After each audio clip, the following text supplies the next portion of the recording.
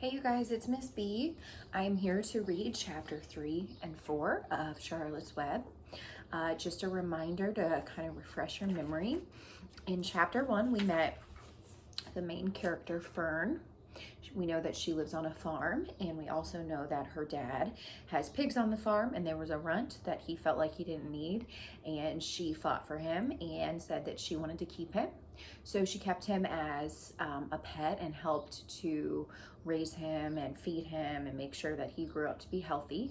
And then by the time he got too big to stay on their farm anymore, Fern's dad decided to take him to her uncle, Mr. Arable's farm, so that Wilbur, the pig, that's what she named him, could live in a more happier lifestyle there. So that's where we're at. So I want you right now to make a prediction of what you think could happen next. So the last thing we left off was that Wilbur was at his new home. So I'm going to give you a second to think what could happen in these chapters.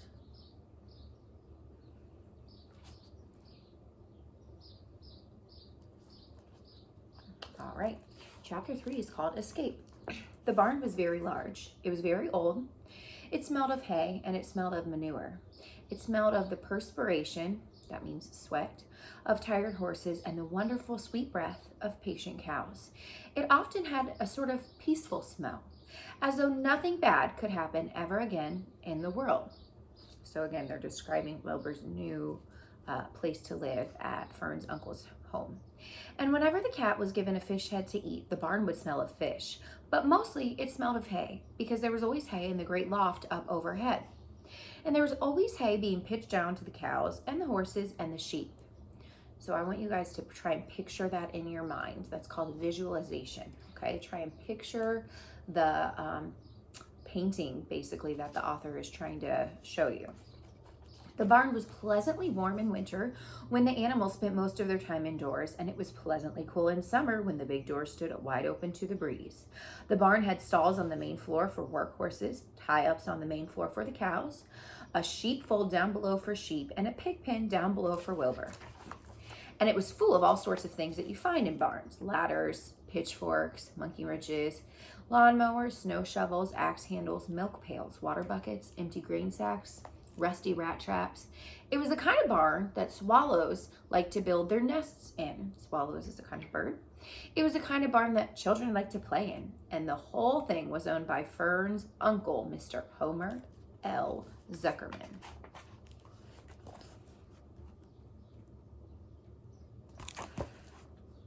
Wilbur's new home was in the lower part of the barn, directly under the cows. Mr. Zuckerman knew that a manure pile is a good place to keep a young pig. Pigs need warmth, and it was warm and comfortable down there in the barn cellar on the south side. Fern came almost every day to visit. She found an old milk stool that had been discarded, and she placed the stool in the sheepfold next to Wilbur's pen, and here she sat quietly during long afternoons, thinking and listening and watching Wilbur. And the sheep soon got to know her and got to trust her, and so did the geese who lived with the sheep. All the animals trusted her because she was so quiet and friendly. Mr. Zuckerman didn't allow her to take Wilbur out, and he didn't allow her to get in the pig pen. By the way, I want to note that I think I called Mr. Arable, which isn't the owner of the farm, Fern's uncle. That was a mistake. Fern's uncle is Mr. Zuckerman. But he told Fern that she could just sit on the stool and watch Wilbur as long as she wanted to. It made her happy just being near the pig.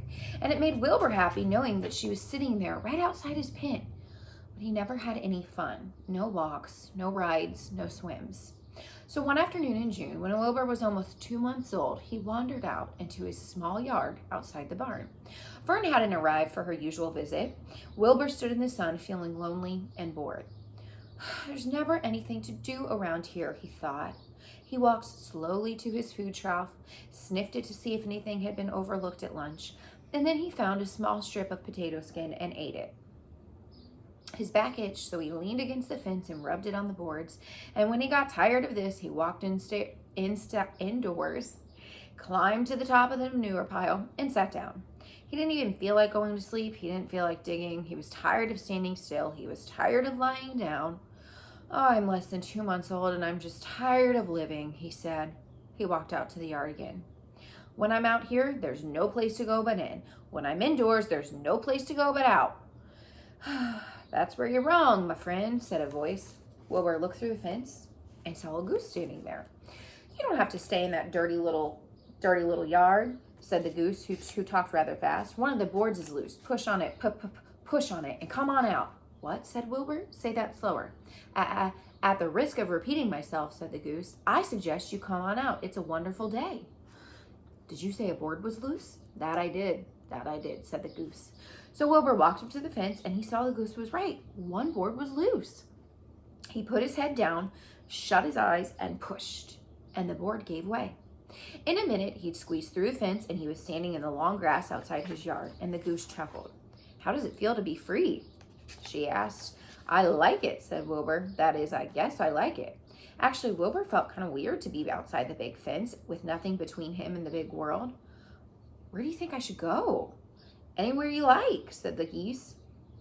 Go down through the orchard, root up the sod, go down to the garden, dig up radishes, root up everything, eat the grass, look for corn, look for oats, run around, skip and dance, jump and prance, go down through the orchard, stroll in the woods. The world's a wonderful place when you're young. So I want you to stop and think about if Wilbur's going to get in trouble if he does all those things that the goose is suggesting that he do. Digging up radishes, roots, eating grass, eating the farmer's corn. I want you to think, could he get in trouble for that? I can see that, Wilbur replied. He gave a jump in the air, twirled, ran a few steps, stopped, looked all around, sniffed the smells of afternoon. Then he set off walking down through the orchard. And pausing in the shade of an apple tree, he put his strong snout into the ground. He began pushing, digging, rooting. He felt so happy. He'd plowed up quite a piece of ground before anyone noticed him. Mrs. Zuckerman was the first to see him. She saw him from the kitchen window and immediately shouted for the men. Homer! Remember, that's Fern's uncle. She cried, the pig's out! Lurvy, the pig's out! Guys, the pig's out! He's down there under the tree! Oh no, now the trouble starts, thought Wilbur. Now I'll catch it. The goose heard the racket and she too started hollering. Run, run, run down the hill! Make for the woods, she shouted to Wilbur. They'll never catch you in the woods. The Cocker Spaniel heard the commotion and he ran out from the barn to join the chase. So Mr. Zuckerman heard and he came out of the machine shed where he was mending a tool. Lurvy, their helper, heard the noise and he came out from the asparagus patch where he was pulling weeds. Everybody walked toward Wilbur and Wilbur didn't know what to do.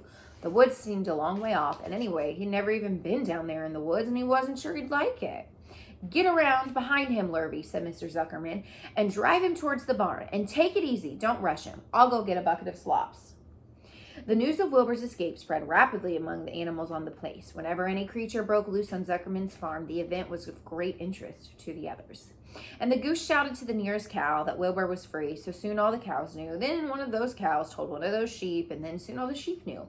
Then the lambs learned about it from their moms. The horses in their stalls in the barn pricked up their ears when they heard the goose hollering. And then soon the horses had caught on to what was happening. Wilbur's out, they all said. Every animal stirred and lifted its head and became excited to know that one of their friends had gotten free and was no longer pinned up or tied fast. Wilbur didn't know what to do or where to run. It seemed as though everybody was after him. If this is what it's like to be free, he thought, I think I'd rather be pinned up in my own yard. The Cocker Spaniel was sneaking up on him from one side, and Lurvy, the hired man, was sneaking up on him from the other side. Mrs. Zuckerman stood ready to heat him off if he started for the garden. And now Mr. Zuckerman was coming down toward him carrying a pail. So I want everyone to think about this, okay? There's the pig and all these people trying to corner him. Oh, this is really awful, thought Wilbur. Why doesn't Fern come now? He began to cry. The goose took him in and began to give orders. Don't you stand there, Wilbur. Dodge about, cried the goose. Skip around, run toward me, slip in and out, in and out, in and out. Make for the woods, twist and turn. I want you guys to think, is this goose a good influence on Wilbur? Has he caused him to make good choices? The Cocker Spaniel sprang for Wilbur's hind leg, and Wilbur jumped and ran. Lurvy reached out and grabbed. Mrs. Zuckerman screamed at Lurvy. The goose cheered for Wilbur. Wilbur dodged between Lurvy's legs. Lurvy missed. Lurvy missed Wilbur, and he grabbed the Cocker Spaniel instead. Nicely done, said the goose. Try it again. Run downhill, yelled the cows. Run towards me, yelled the gander. Run uphill, yelled the sheep. Turn and twist, honked the goose. Jump and dance, said the rooster. I want you to think how Wilbur's feeling in that moment. He has all these different animals yelling at him. He has people chasing him. One word that comes to my mind is overwhelmed. Look out for Lurby, yelled the cows. Look out for Zuckerman, yelled the gander. Watch out for the dog, cried the sheep. Listen to me, screamed the goose. Oh, poor Wilbur. He was dazed and frightened by all this hullabaloo. He didn't like being the center of all the fuss, and he tried to follow his instructions of his friends, but he couldn't run downhill and uphill at the same time. He couldn't twist and turn while he was jumping and dancing, and he was crying so hard he could barely see anything that was happening. After all, Wilbur was a really young pig. Not much more than a baby, really. He wished Fern were there to take him in her arms and comfort him. When he looked up, he saw Mr. Zuckerman standing quite close to him, holding a pail of warm slops, so he felt relieved. He lifted his nose and smelled. The smell was delicious. Warm milk, potato skins, wheat medlings, Kellogg's cornflakes, and a popover left from the Zuckerman's breakfast. Come on, pig. Come on, said Mr. Zuckerman, tapping the pail. Come on, pig. Wilbur took a step towards the pail. No, said the goose. It's the old pail trick, Wilbur. Don't fall for it. Don't fall for it. He's trying to lure you back into captivity. What do you guys think lure you back into captivity could mean? I'm going to give you a second to think about it.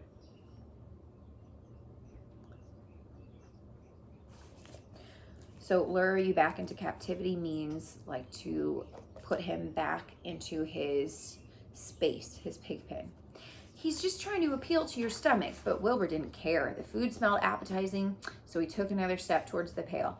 Oh, pig, said Mr. Zuckerman in a kind voice, and he began walking slowly towards the barnyard, looking all about him innocently, as if he didn't know that this little pig was following along behind him.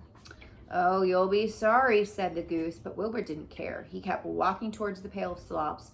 You're gonna miss your freedom, honked the goose. An hour of freedom is worth a barrel of slops. Wilbur didn't care. When Mr. Zuckerman reached the pig pen, he climbed over the fence, he poured the slops into the trough, and then he pulled the loose board away from the fence so that there was a wide hole for Wilbur to walk through. Wilbur paid no attention to the goose, who was yelling, "Reconsider!" He stepped through the fence into the yard. He walked and took a long drink of slops, sucking in the milk hungrily and chewing that popover. It was so good to be home again. While Wilbur ate, Lurvy fetched a hammer and some nails, and he nailed that board in place. Then he and Mr. Zuckerman leaned lazily on the fence, and Mr. Zuckerman scratched Wilbur's back with his stick. He's quite the pig, said Lurvy.